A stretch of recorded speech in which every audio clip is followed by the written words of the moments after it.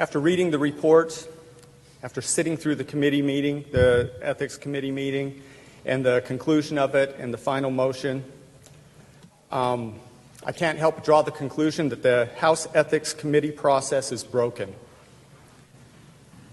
It has turned into a prosecutorial process that once an ethics complaint makes it to the public hearing, the House Ethics Committee lawyers up, hires lawyers who act as nothing more than prosecuting attorneys during the ethics hearing. And that's what we saw. We saw the lawyer asking prosecutorial-type questions to all witnesses, including a good lady from District 7, who is the respondent in this case. They expend tens of thousands, $63,000 of Idahoans' taxpayers' money. Point of order. Down for 10, state your point. Again, this isn't a bill to modify the ethics rule. The ethics rule provides for the hiring of counsel by the committee. Therefore, this has absolutely nothing to do whether the conduct alleged truly happened or whether the conduct alleged, if it did happen, constitutes conduct unbecoming. This is a little bit of wagging the dog, Your Honor. Day job, Mr. Speaker. Oh, I'm just getting started. I will get there. Well, you will within the bounds. Absolutely. So please proceed. For sure. The committee, throughout the process, demanded deference to the committee. Numerous times, they asked the good lady from District 7 why she didn't just come to the private part, to a private hearing beforehand when there was no requirement to. But because she didn't, they wanted to exact a punishment. The language of the report is attacking in its speech. I can't speak to the motives, but I can read words on a page, and it is attacking in its speech, saying she's combative, evasive, is inappropriate. Calling her a liar in a committee report, I think, is attacking and disrespectful and contrary to the integrity of this body. They're attacking a good representative. Idaho deserves better. Idaho taxpayers deserve better. Numerous times it was stated that if the good lady from District 7 came in and did the private hearing, it would get handled. In fact, it was stated by one of the committee members that 95 to 98% of these are handled privately and never make it to a public hearing. I don't know how many ethics complaints there are. Actually, let me ask. No, I'll wait on that. I suspect the chair will not yield to a question. So I'll just put it out there like this, that if they're saying 95 to 98%, that would imply that with these two public hearings that we'd have somewhere on the order of 40 ethics complaints out there. If there's 40 ethics complaints out there and two of them came public, that's 95%. If there's not 40 complaints out there, it's less than 95%. We have committee members lying in committee hearings.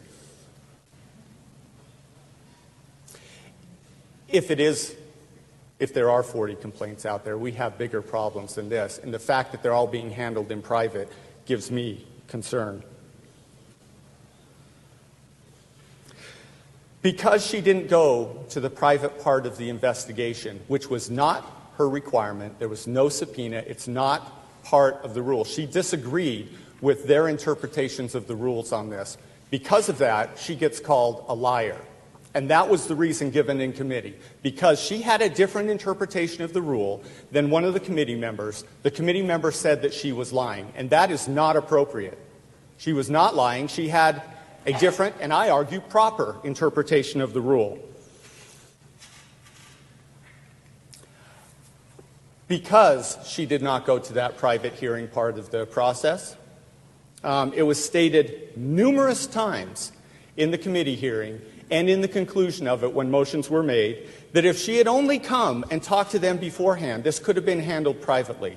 If she had only come, if she had only done this or done that, then it could have been handled privately. So I ask you, if it could have been handled privately, but she didn't do that part, is this punishment really about sharing a link, or is it about not paying enough deference to a committee who demands deference? That's what it appears on its face.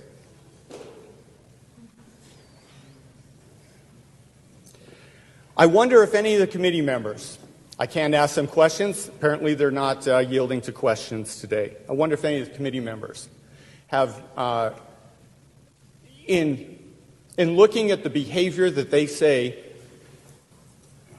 May I pause for a drink? They are claiming that sharing a link was unethical somehow. She shared a link to a news story, that the news story included the name of a Jane Doe. It also included a picture. That news story got that information from an attorney who was a former lieutenant governor and attorney general of this state. The release of the information was from that attorney. If you want to talk about doxing, there was the doxing. If you want to talk about secondhand doxing, it was the newspaper article. Sharing a link is not part of that offense. All she did was share a link. They have attributed worst of motives to her behavior. There was no evidence in committee about what her motives were other than her opening statement where she said her motives was to get the truth out there. The committee should have released the entire complaint and the response. They did not do that. That newspaper article was the one place, apparently, that had the response in it. She wanted full transparency and full truth. That was her motives. That was what's stated in committee, and there was no contrary evidence to that posted in committee. None. She was in a search for truth. The committee members, if it was really that bad of an offense to share a link, you think they would have been going to law enforcement and asking for charges brought against a former attorney general and a news organization. But to my knowledge, they haven't done that. It appears that this committee has been weaponized to go after political opponents. Point of order. Jump from 10. State your point. Gentleman is impugning motives more sharply than the lady from 1 ever did. It drew similar objections. Mr. Speaker, I did not impugn motives. I said it appears. I believe that when you say that the committee has been weaponized for political reasons, then they have certainly acted within the rules that we unanimously supported, then that crosses the line into impunity. So proceed without that. It just appears that way, Mr. Speaker and candidate. There have been dozens of emails in my email box. Mr. Speaker. Cute. Mr. Speaker, I've gotten dozens of emails in my box in support of the good lady from District 7, an Air Force veteran, and I would argue a war hero. I've only gotten one email on the other side from a Democrat activist group who want to make political hay out of this. She is a war veteran. She's courageous. She has integrity and honor. She was second among the candidate class for lieutenant colonel, and that was recently. This shouldn't be happening. She's a model of integrity and a top-flight legislator. And on top of all this, she's my friend. I know her very well. I know her character. I know how she speaks. I know how she always pursues the truth and exhibits that model to everyone she interacts with. A vote to approve this committee report is an affront to the House Ethics Committee process, which I say is broken. It's an affront to integrity. It's an affront to free speech. She shared a link to a news story. She shared a link. In committee, she was asked about it. She was asked if she had posted it. She did not post. She shared a link. Her responses were accurate. They may not be what the committee wanted, but they are accurate. She is truthful. She's honorable. And if we go down this path, do we really want a House Ethics Committee that is going to review every post that we make on Facebook?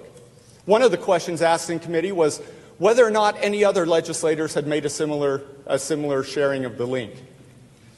And because the answer was no, that was reason for that committee member to vote in support of this report. I'll tell you this, I've posted and shared a lot of things on my Facebook that no other legislator has shared. That is not a standard for whether it's appropriate or not. Are we really going to have the House Ethics Committee be the gatekeeper for what is appropriate and what is not online? Do I need to submit my post to Chairman Dixon the chairman of the committee every time I want to make a post for fear that I might end up in the same position as a good representative from District 7. This is a dangerous path we're going down. It's inappropriate. It appears that on its face, it appears to be more malicious than it really is. And I think it would be remiss of this body to support that committee report, because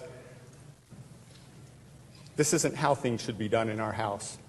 I respect the good lady from District 7. She doesn't deserve this. She doesn't deserve any of this. Vote no on the committee report. Is there further debate?